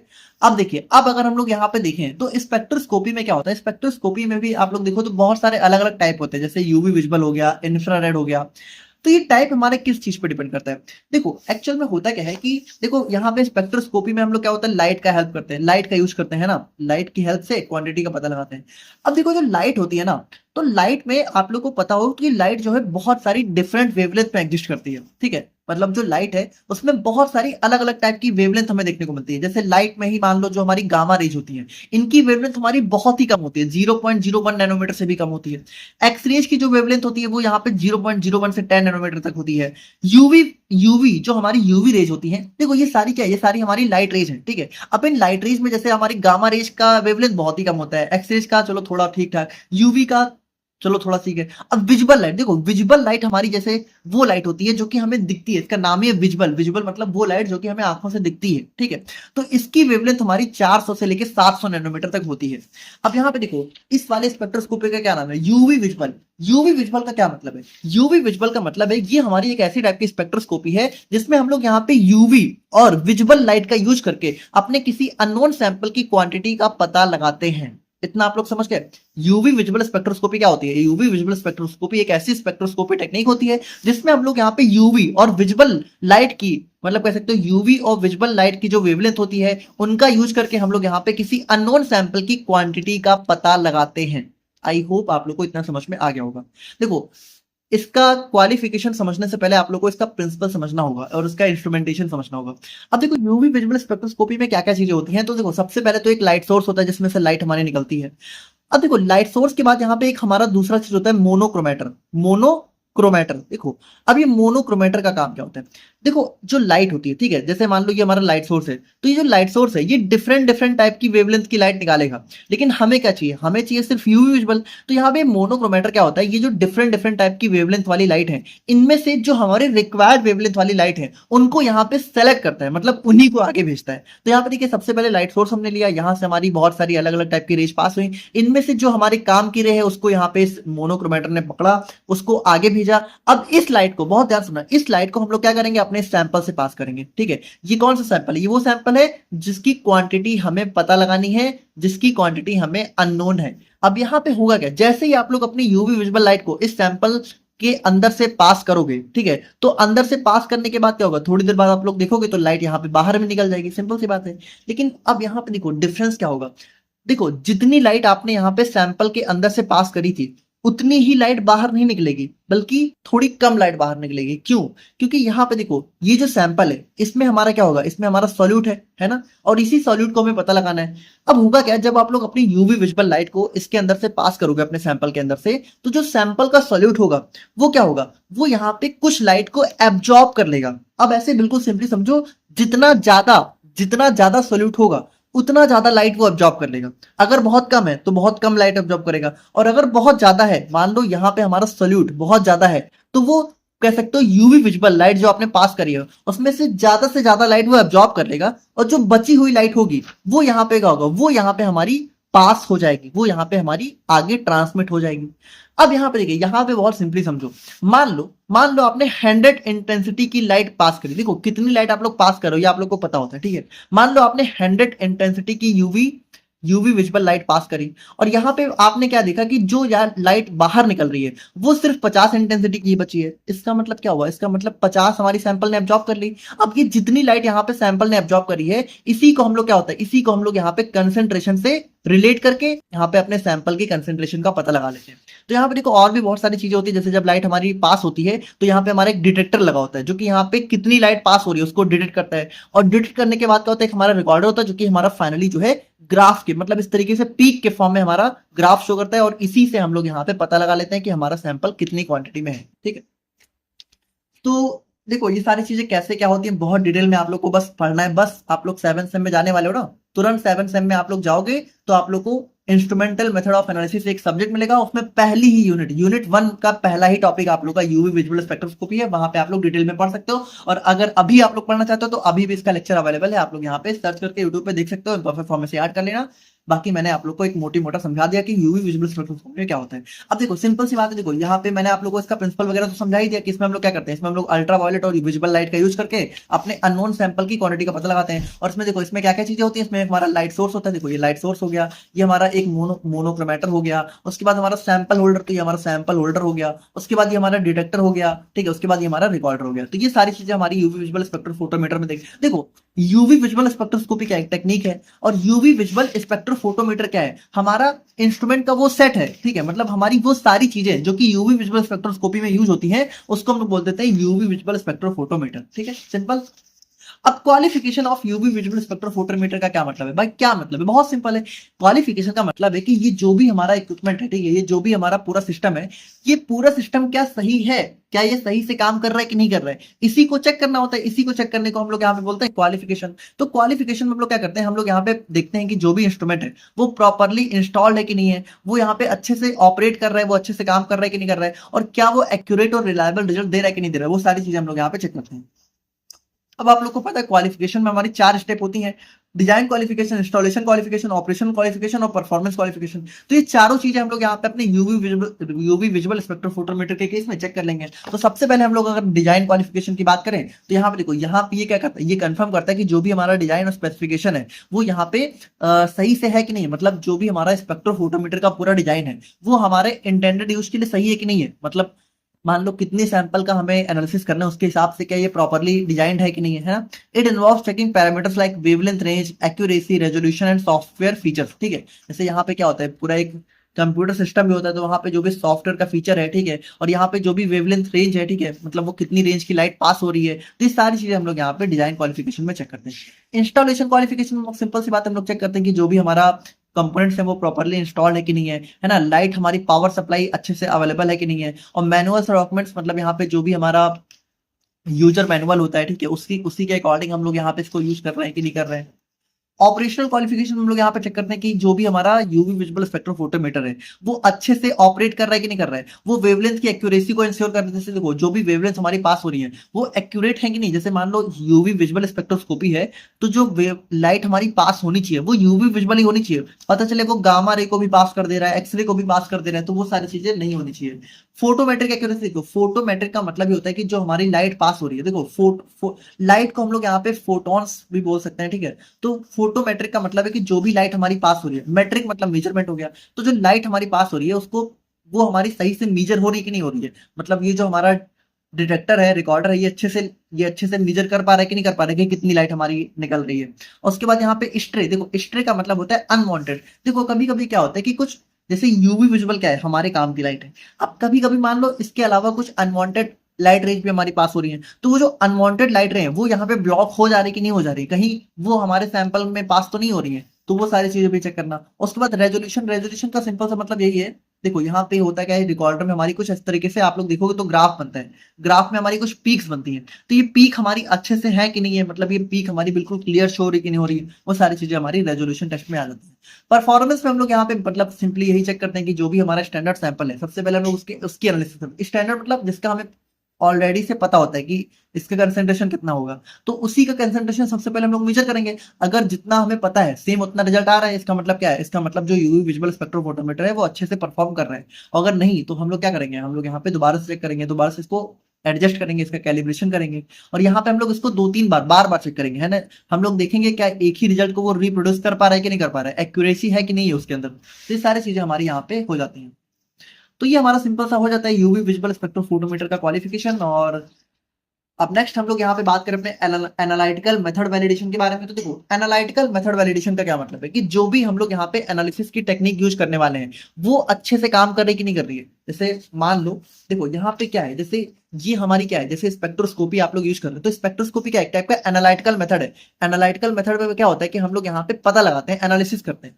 तो मान लो ये एनालिटिकल मेथड है, मान लो आप लोग स्पेक्ट्रोस्कोपी क्या है, स्पेक्ट्रोस्कोपी एक एनालिटिकल मेथड है। तो मान लो आप लोग स्पेक्ट्रोस्कोपी यूज कर रहे हो, तो स्पेक्ट्रोस्कोपी क्या सही तरीके से काम कर रही कि नहीं कर रही, है ना। एनालिटिकल मेथड वैलिडेशन का क्या मतलब है कि स्पेक्ट्रोस्कोपी जो आप लोग यूज कर रहे हो क्या ये हमारे जो भी हमारा टेस्ट है उसके लिए सुटेबल है कि नहीं है, तो वो सारी चीजें हमारे इसके अंदर आ जाती हैं। अब इसका पर्पज क्या होता है? इसका पर्पज होता है कि जो भी टेस्ट रिजल्ट है उसकी एक्यूरेसी और रिलायबिलिटी को मेजर इंश्योर करना, ठीक है, कंफर्म करना कि जो भी हमारा मेथड है वो इंटेंडेड यूज के लिए फिट है ना। जैसे मान लो आप लोग अगर, जैसे देखो, क्वांटिटेटिव एनालिसिस करने के लिए हमारी और भी बहुत सारी तरीके होते हैं, लेकिन आप लोग सिर्फ स्पेक्ट्रोस्कोपी ही क्यों यूज कर रहे हो, है ना। यही हमारे क्यों काम के, तो वो सारी चीजें भी हमें यहाँ पे प्रूफ करनी होती है। रेगुलेटरी रिक्वायरमेंट को मीट करने के लिए हमें इसका पूरा डॉक्यूमेंट तैयार करना होता है, और यहाँ पे क्वालिटी कंट्रोल ऑफ ड्रग्स हो गया, तो इन सभी चीजों में हमारा आ जाता है। अब देखिए, अगर एनालिटिकल मेथड वैलिडेशन में हम लोग बात करें तो हमारे कुछ ये सारे पैरामीटर्स हमें देखने को मिलते हैं, तो इनको हम लोग एक एक करके देखते हैं। अब देखिए, सबसे पहला इसके अंदर आ जाता है हमारा एक्यूरेसी। अब एक्यूरेसी से क्या मतलब है? मान लो हमारी कोई टैबलेट है, ठीक है, और मान लो इसके अंदर मान लो 100 mg एपीआई है, ठीक है, और हमें ऑलरेडी पता है कि हाँ इस वाली टैबलेट के अंदर 100 mg एपीआई है ही, और मान लो हमने यहाँ पे कोई एनालिटिकल मेथड यूज किया और उससे हमने पता लगाया, और मान लो अगर उस एनालिटिकल मेथड के थ्रू हमें पता चला कि हाँ यहाँ पे वो एनालिटिकल मेथड भी हमें बता रहा है कि हाँ लगभग इसमें 100 mg ही एपीआई है, तो इसका मतलब क्या है? इसका मतलब ये है कि जो भी हमारा एनालिटिकल मेथड है वो यहाँ पे बहुत ही एक्यूरेट रिजल्ट शो कर रहा है। अब देखो, हो सकता है वो 100 के बजाय 99 बता दे, हो सकता है 100 की बजाय 101 बता दे, ठीक है। तो मतलब देखो, इतना चला हुआ है कि मतलब एक दो अगर आगे पीछे हो जाता है तो उसको हम लोग एक्यूरेट ही मानते हैं। लेकिन पता चले अगर मान लो आपने कोई एनालिटिकल मेथड यूज किया और उसने यहाँ पे एपीआई था तो इसमें 100 mg, लेकिन उसने दिखा दिया 90, तो इसका मतलब क्या है? उसका रिजल्ट बिल्कुल भी एक्यूरेट नहीं है। तो अगर जो हमारा रिजल्ट है, मान लो एक्चुअल वैल्यू 100 है और अगर हमारा रिजल्ट 99, 101 या फिर 100 के बिल्कुल आसपास आ रहा है, तो इसका मतलब यहाँ पे वो एक्यूरेट है, ठीक है। तो एक्यूरेसी का सिंपल सा मतलब होता है कि जो ट्रू वैल्यू है उसके कितने नजदीक है हमारी यहाँ पे जो भी हमारा रिजल्ट है।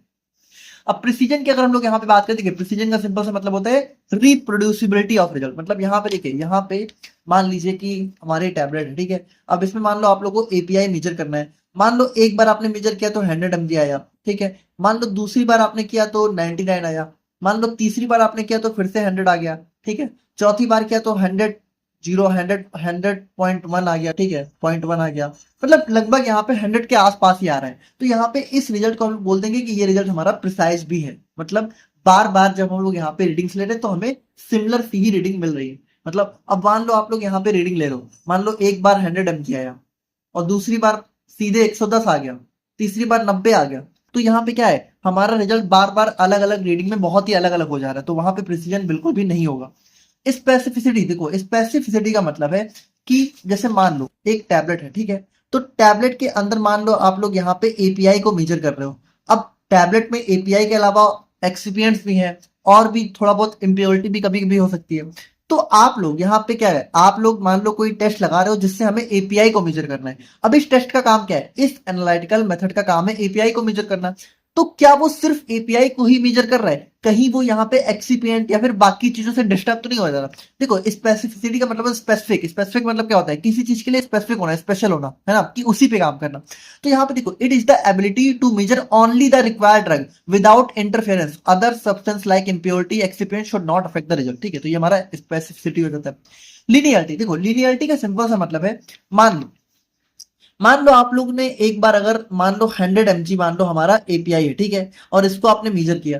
जैसे एग्जांपल के लिए हमने मान लो स्पेक्ट्रोफोटोमीटर है, आप लोग को पता है कि ये क्या करता है? ये लाइट को एब्जॉर्ब करता है, जितनी ज्यादा सोल्यूट होगा उतना ज्यादा लाइट एब्जॉर्ब होगी। मान लो यहाँ पे हमारा अननोन सैंपल है, ठीक है, मान लो इसमें 50 ग्राम सोल्यूट है, ठीक है, तो मान लो 50 ग्राम सोल्यूट में मान लो आपने, देखो ये जस्ट एक एग्जांपल है, ठीक है, मान लो 100 इंटेंसिटी की लाइट पास करी और 50 ग्राम है, तो मान लो इसने 50 अब्जॉर्ब कर ली और 50 पास कर दी।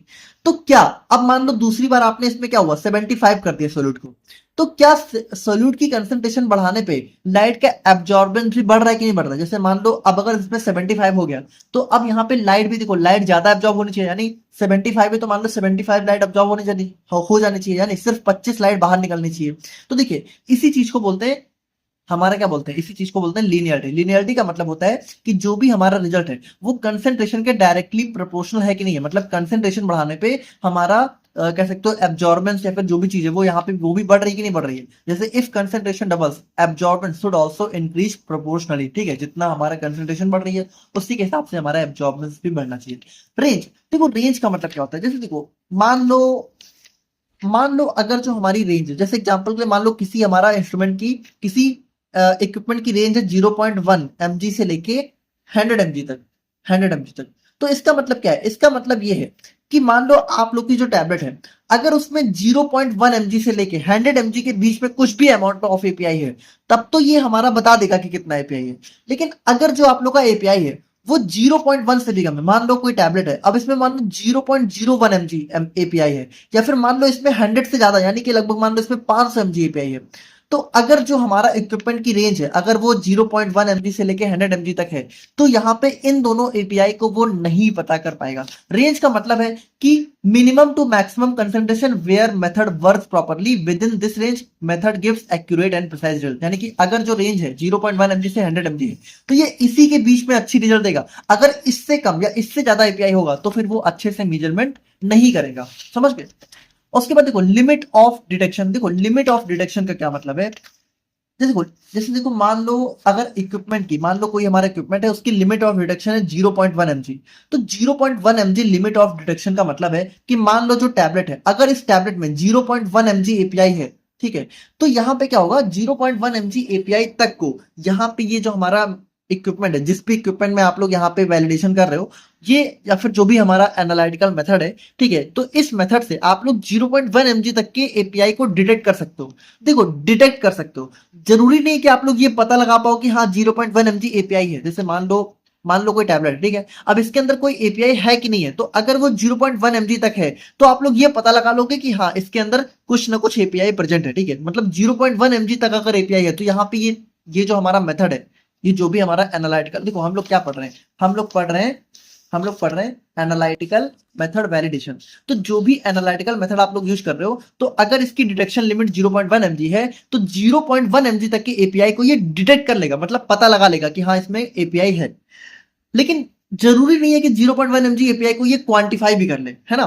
तो इसी में हमारा नेक्स्ट आ जाता है लिमिट ऑफ क्वांटिफिकेशन। अब देखो लिमिट ऑफ क्वांटिफिकेशन हमारी वो वैल्यू होती है जहां पे जो हमारा मेथड है वो हमें एग्जैक्ट क्वांटिटी ऑफ हमारा एपीआई बता देगा। जैसे मान लो अगर किसी की लिमिट ऑफ क्वांटिटेशन मान लो हमारी जो है 0.05 mg है, ठीक है, तो 0.05 mg लिमिट ऑफ क्वांटिटेशन होने का मतलब है कि अगर जो हमारी ड्रग है, ठीक है, उसमें 0.05 mg एपीआई प्रेजेंट है, तो ये यहां तक हमारा क्या होगा, यहां तक हमारा ये जो है जो भी एपीआई है उसको एकदम एग्जैक्ट टर्म में क्वांटिफाई कर देगा, मतलब बता देगा कि हाँ इतना एपीआई है। लेकिन अब अगर मान लो इससे भी कम हो गया, मान लो 0.005 हो गया, तो अब ये नहीं बता पाएगा, अब ये एग्जैक्ट मेजरमेंट नहीं कर पाएगा। अगर इसकी लिमिट ऑफ डिटेक्शन मान लो इतनी है, तो ये इतना बता देगा कि एपीआई है। लेकिन अगर इसकी लिमिट ऑफ क्वांटिटेशन हमारी सिर्फ 0.05 है, तो फिर ये इस वाले अमाउंट को एग्जैक्टली नंबर्स में नहीं बता पाएगा। समझ गए?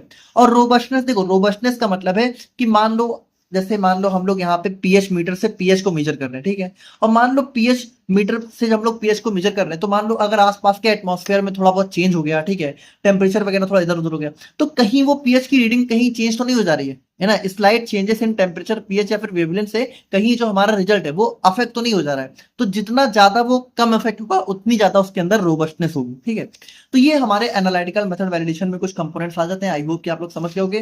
बाकी देखिए अब नेक्स्ट हम लोग यहाँ पे बात करें वैलिडेशन मास्टर प्लान के बारे में। तो देखो ये हमारा एक डॉक्यूमेंट होता है जो कि बताता है कि वैलिडेशन करना कैसे चाहिए। बहुत सिंपल सी बात समझो, वैलिडेशन करना कैसे वो बताता है वैलिडेशन मास्टर प्लान, ठीक है। ये रोड मैप देता है हमारा वैलिडेशन एक्टिविटीज का। अब इसका पर्पस क्या होता है, देखो सिंपल सी बात है, ये बताना कि वैलिडेशन होगा कैसे, है ना, एक सिस्टमिक और ऑर्गेनाइज तरीके से हमारी वैलिडेशन और एक्टिविटीज हो, ठीक है, रेगुलेटरी रिक्वायरमेंट मीट हो। देखो इसके अंदर सारी चीजें बहुत अच्छे से ऑर्गेनाइज होती हैं। तो अगर इस वैलिडेशन मास्टर प्लान को फॉलो करते हुए हम लोग वैलिडेशन करेंगे तो हमारा वैलिडेशन अच्छे से होगा, तो हमारा रेगुलेटरी रिक्वायरमेंट भी हमारा मीट होगा, है ना। यहाँ पे वैलिडेशन में अप्रोच में कंसिस्टेंसी मेंटेन हो। देखो जब हम लोग इसको फॉलो करते हुए वैलिडेशन परफॉर्म करेंगे तो हर बार हमारा वैलिडेशन एक जैसा होगा।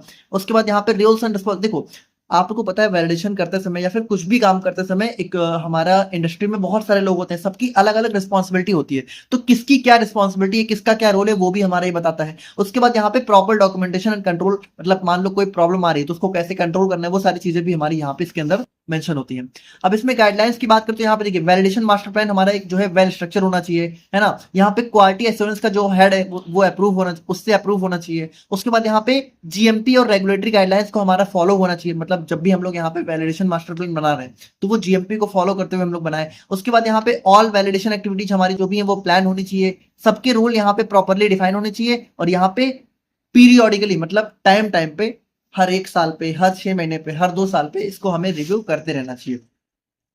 अब इसके अंदर अगर हम लोग देखें कि इसके अंदर क्या क्या चीजें होती हैं, तो सबसे पहला इसके अंदर आ जाता है इंट्रोडक्शन। देखो इंट्रोडक्शन के अंदर हमें क्या क्या देखने को मिलता है, हमें सबसे पहला हमारा टाइटल पेज आ जाता है, ठीक है, जिसके अंदर हमारा डॉक्यूमेंट नंबर और यहाँ पे कौन सा वर्जन है, जैसे मान लो अगर वो अपडेट हुआ है, ठीक है, तो सेकंड अपडेट है, थर्ड अपडेट है। जैसे हमने देखा ना, इसको हमें पीरियोडिकली रिव्यू करना होता है, तो रिव्यू करने के बाद अगर कुछ प्रॉब्लम है तो हमें अपडेट करना होता है, तो कौन सा वर्जन है वो भी यहाँ पे मेंशन होता है। उसके बाद स्कोप, मतलब यहाँ पे वैलिडेशन आपको पता है, process validation, equipment validation, cleaning validation, तो सभी के लिए अलग अलग वैलिडेशन मास्टर प्लान हो सकते हैं, ठीक है, तो कौन सा है वो भी हमारा यहाँ पे मेंशन होता है। रिस्पॉन्सिबिलिटी यहाँ पे, यानी कि सबकी किसकी क्या रिस्पॉन्सिबिलिटी है ना। वैलिडेशन मतलब कि कंपनी की अप्रोच क्या है, स्ट्रेटजी क्या है। उसके बाद यहाँ पे कौन कौन से आइटम्स हैं जिनका वैलिडेशन होना है। उसके बाद यहाँ पे हमें डॉक्यूमेंट कैसे तैयार करने हैं, वैलिडेशन प्रोटोकॉल, वैलिडेशन रिपोर्ट। उसके बाद यहाँ पे चेंज कंट्रोल, यानी कि जो भी हमारा सिस्टम प्रोसेस है, अगर उसमें कोई चेंज है उसको कैसे हैंडल करना है, वो सारी चीजें हमें यहाँ पे इसके अंदर दी होती है। इंपॉर्टेंस की बात करते हैं, हमारा गाइडलाइन की तरह काम करता है, ठीक है, प्लानिंग में हेल्प करता है, और यहाँ पे रेगुलेटरी इंस्पेक्शन और क्वालिटी एश्योरेंस सिस्टम को इम्प्रूव करता है। तो यहाँ पे देखिए हमारा पहला चैप्टर कंप्लीट कवर हो जाता है। अब नेक्स्ट हम लोग यहाँ पे बात करते हैं वेयर हाउसिंग के बारे में। देखो वेयर हाउस क्या होते हैं, वेयर हाउस मतलब सिंपल सी बात है, स्टोरेज एरिया, यानी जहां पे इंडस्ट्री का वो एरिया जहां पे हमारी चीजें स्टोर होती हैं। अब स्टोर क्या क्या होता है, देखो जो रॉ मटेरियल है उसको भी हमें स्टोर करना होता है, पैकेजिंग मटेरियल को भी हमें स्टोर करना होता है, और फिनिश्ड प्रोडक्ट को भी हमें स्टोर करना होता है। तो इन सभी के लिए हमें क्या होता है, इन सभी के लिए हमें अलग अलग टाइप के वेयर हाउस चाहिए होते हैं, है ना। तो वेयर हाउसिंग का मतलब होता है कि हमारी वो प्रोसेस जिसके थ्रू हम लोग यहाँ पे जो भी हमारे प्रोडक्ट हैं उनको अच्छे से स्टोर करते हैं, ताकि उनकी क्वालिटी, सेफ्टी और एफिकेसी उनके यूज होने तक या फिर उनके डिस्ट्रीब्यूट होने तक मेंटेन रहे, है ना। तो यहाँ पे देखिए अगर हम लोग देखें कि कौन कौन से टाइप के वेयर हाउस होते हैं, सबसे पहला रॉ मटेरियल स्टोर, तो यहाँ पे ये हमारा वो वेयर हाउस होता है जहाँ पे हम लोग रॉ मटेरियल को स्टोर करते हैं। फिर पैकेजिंग मटेरियल स्टोर हो गया, यहाँ पे पैकेजिंग मटेरियल को स्टोर करेंगे। फिनिश गुड, यहाँ पे हमारा फाइनल प्रोडक्ट जो भी बन चुका है उसको स्टोर करेंगे। क्वारंटाइन, यहाँ पे देखिए जो भी मटेरियल ऐसे होते हैं जिनकी टेस्टिंग होनी होती है उनको हम लोग क्वारंटाइन एरिया में रखते हैं, ये भी हमारे टाइप का वेयर हाउस होता है। रिजेक्टेड एरिया, देखो यहाँ पे कुछ कुछ ऐसे मटेरियल होते हैं ना जो कि हमारे डैमेज हो जाते हैं, रिजेक्ट हो जाते हैं, तो उनको हम लोग यहाँ पे रिजेक्टेड एरिया में रखते हैं। रिटर्न गुड्स एरिया, देखो यहाँ पे हमने फोर्थ यूनिट में पढ़ा है कि कभी कभी मार्केट से हमारा जो प्रोडक्ट है वो रिटर्न भी हो जाता है, तो जो भी रिटर्न हुआ है गुड उसको हमें यहाँ पे स्टोर करना होता है, उसके लिए भी अलग से स्टोरेज हो जाता है। और कोल्ड स्टोरेज एरिया, देखिए यहाँ पे जो भी टेम्परेचर सेंसिटिव प्रोडक्ट होते हैं, यानी ऐसे प्रोडक्ट जैसे वैक्सीन वगैरह हो गया, वैक्सीन को हमें क्या होता है, कॉन्टिन्यूअस हमें उनको कोल्ड चेन में रखना होता है, मतलब उनके लिए हमें कोल्ड चेन मेंटेन करना होता है, मतलब उनको 24 घंटे, है ना, 24 घंटे उन्हें हमें यहाँ पे कोल्ड टेम्परेचर में रखना होता है, तो उसके लिए कोल्ड स्टोरेज एरिया अलग से बनाया जाता है। उसके बाद देखिए नेक्स्ट हम लोग यहाँ पे बात करें गुड वेयर हाउसिंग प्रैक्टिसेस के बारे में। तो यहाँ पे देखिए ये हमारी वो तरीके होते हैं, वो प्रैक्टिसेस होती हैं जिनके थ्रू हम लोग यहाँ पे वेयर हाउसिंग को, मतलब कह सकते हो जिनके थ्रू जो भी हमारा मटेरियल है उसको हम लोग यहाँ पे अच्छे से स्टोर करते हैं, ताकि उसकी क्वालिटी, सेफ्टी, एफिकेसी यहाँ पे मेंटेन रहे। अब गुड वेयर हाउसिंग प्रैक्टिसेस में यहाँ पे देखिए इसका मेन पर्पज क्या होता है, ऑब्जेक्टिव क्या होता है, कि हमारा जो भी प्रोडक्ट की क्वालिटी है वो यहाँ पे जो है मेंटेन रहे स्टोरेज के दौरान, है ना। कंटामिनेशन ना हो, मिक्सअप ना हो, डैमेज ना हो, और हमारा प्रॉपर स्टॉक कंट्रोल हो, ट्रेसिबिलिटी हो, मतलब कौन सी चीज कहाँ पे वो हमें पता हो। उसके बाद यहाँ पे रेगुलेटरी रिक्वायरमेंट हमारा कंप्लाई होती है, सारी चीजें हमारे इसके ऑब्जेक्टिव में आ जाती हैं। अब अगर हम लोग यहाँ पे देखें एलिमेंट्स ऑफ GWP के बारे में, तो देखिए सबसे पहला आता है वेयर हाउस डिजाइन। देखिए वेयर हाउस का डिजाइन हमारा कैसा होना चाहिए, देखो सबसे पहली बात जो भी हमारा वेयर हाउस है वो हमारा क्लीन होना चाहिए, वेंटिलेटेड होना चाहिए, है ना, वहां पे प्रॉपर एयर वगैरह की सप्लाई होनी चाहिए। और यहाँ पे देखिए वहां पे प्रॉपर स्पेस होना चाहिए, मतलब इतना स्पेस होना चाहिए कि आप लोग जो भी अपना मटेरियल उसको अच्छे से स्टोर कर सको, है ना। और जो भी जैसे अलग अलग टाइप के मटेरियल के लिए अलग अलग टाइप का एरिया होना चाहिए, जैसे रॉ मटेरियल के लिए अलग वेयर हाउस हो गया, फिनिश प्रोडक्ट के लिए अलग एरिया हो गया, रिजेक्टेड के लिए अलग, हमने देखा ना अभी क्वारंटाइन के लिए अलग प्रॉपर लाइटिंग होनी चाहिए वहां पे। तो ये सारी चीजें हमारी होनी चाहिए। उसके बाद देखिए इन्वायरमेंटल कंट्रोल में हम लोग क्या करते हैं, जो भी हमारा जैसे टेम्परेचर और ह्यूमिडिटी है, भाई देखिए आप लोग को पता है अगर टेम्परेचर बहुत ज्यादा हुआ तो क्या होगा, दवा वगैरह खराब हो जाएंगी, तो हमें वहां पे प्रॉपर टेम्परेचर मेंटेन करना होता है ना, वहां पे हमें ह्यूमिडिटी प्रॉपर मेंटेन करनी है, और यहाँ पे एयर कंडीशनिंग, रेफ्रिजरेशन, ठीक है, इन सब का यूज हमें करना है अगर हमारी जरूरत है। देखिए सिंपल सी बात है, अगर हमें कोल्ड कोल्ड चेन मेंटेन करनी है तो हमें यहाँ पे रेफ्रिजरेशन को भी इंस्टॉल करना पड़ेगा। उसके बाद यहाँ पे एनवायरनमेंट हमारा कंटिन्यूअसली मॉनिटर होना चाहिए, मतलब हमें प्रॉपर्ली देखते रहना चाहिए कि जो भी रिक्वायर्ड टेम्परेचर और ह्यूमिडिटी है वो यहाँ पे मेंटेन है कि नहीं है। स्टोरेज कंडीशन यहाँ पे देखिए सिंपल सी बात है कि जो भी हमारा प्रोडक्ट है उसको यहाँ पे हमें जहां पे भी उसको स्टोर, जैसे रॉ मटेरियल तो उसको अलग स्टोर करना है ना, सेंसिटिव प्रोडक्ट तो उसको अलग स्टोर करना है। स्टॉक मैनेजमेंट, तो यहाँ पे देखिए जो भी स्टॉक है, यानी जो भी आप लोग का रॉ मटेरियल है मान लो, तो वहां पे सबसे पहले तो हमें स्टॉक को मैनेज करना है ना, हमें ओवर स्टॉकिंग और स्टॉक आउट, देखो ओवर स्टॉकिंग मतलब हद से ज्यादा स्टॉक भी नहीं रखना है और इतना कम भी नहीं रखना है कि हमारा जरूरत पड़ने से पहले ही खत्म हो जा रहा है। या फिर जरूरत में मतलब कह सकते हो पूरी जरूरत से पहले ही खत्म हो जा रहा है ना। उसके बाद यहाँ पे देखिए हमें यहाँ पे फर्स्ट इन फर्स्ट आउट और फर्स्ट एक्सपायरी फर्स्ट आउट, यानी कि जो पहले आया है उसको हमें पहले बाहर निकालना है, या फिर जो पहले एक्सपायर उसको पहले बाहर निकालना है। इस प्रिंसिपल को फॉलो करना चाहिए। उसके बाद देखिए मटेरियल हैंडलिंग में हम लोग क्या करते हैं, जो भी हमारा मटेरियल है उसको अच्छे से हमें हैंडल करना है। मतलब मान लो मटेरियल को एक जगह से दूसरी जगह लेके जाना है, तो ये नहीं कि हम लोग उसको घसीटते हुए लेके जा रहे हैं। प्रॉपर जो है ट्रॉली वगैरह का यूज करना है, मिक्सअप और क्रॉस कंटामिनेशन को अवॉइड करना है, और मटेरियल को हमें यहाँ पे ट्रेन प्रोफेशनल के थ्रू ही हैंडल करना चाहिए। मतलब जो भी उस हैंडल करने में ट्रेन हो, है ना, उन्हीं से हमें हैंडल करवाना चाहिए।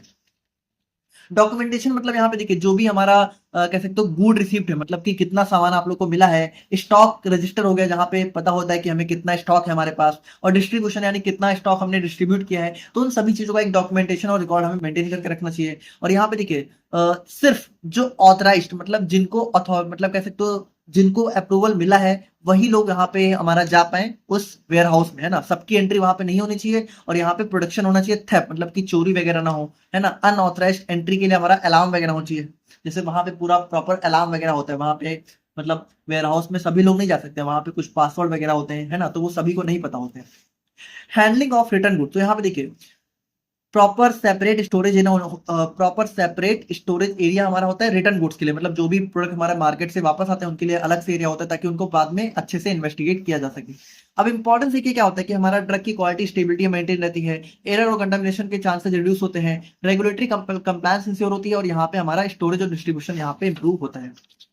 अब देखिए अगर हम लोग फाइनली बात करें अपने एक लास्ट टॉपिक के बारे में, जो कि हमारा मटेरियल मैनेजमेंट हो जाता है। देखो मटेरियल मैनेजमेंट का सिंपल सा मतलब है कि वेयर हाउस में जो भी मटेरियल है उसको हमें कैसे मैनेज करना है। मतलब जो भी मान लो इसमें मेनली हम लोग रॉ मटेरियल्स की बात करते हैं। तो रॉ मटेरियल है उसको रॉ मटेरियल को हमें कैसे खरीदना है, कितना खरीदना है, ठीक है, ताकि ओवर स्टॉकिंग ना हो, और इतना कम भी नहीं खरीदना है ताकि स्टॉक आउट ना हो। तो ये सारी चीजों को कैसे रखना है, कहाँ रखना है, तो वो सारी चीजें हमारी मटेरियल मैनेजमेंट में आ जाती हैं। मटेरियल मैनेजमेंट हमारा प्रोसेस होता है planning, purchasing, storing, controlling and distributing material required for production in an efficient and economic वे। मतलब प्रोडक्शन के लिए जो भी रॉ मटेरियल रिक्वायर्ड है उसको हम लोग कैसे खरीदेंगे, है ना, कैसे हम लोग स्टोर करेंगे, उसको उसके लिए प्लानिंग कैसे करेंगे, डिस्ट्रीब्यूट कैसे करेंगे, कंट्रोल कैसे करेंगे, वो सारी चीजें हमारी मटेरियल मैनेजमेंट में आती है। अब इसमें देखिए स्टेप्स क्या क्या होते हैं। सबसे पहले तो आप लोग को सप्लायर चूज करना है। सबसे पहले आप लोग को एक रिलायबल अच्छा सप्लायर चूज करना है। उसके बाद आप लोग को यहाँ पे रॉ मटेरियल को ऑब्टेन करना है। देखो प्रोक्योरमेंट का मतलब होता है रॉ मटेरियल को ऑब्टेन करना, और जो भी पैकेजिंग मटेरियल है वो सारी चीजें हो गई।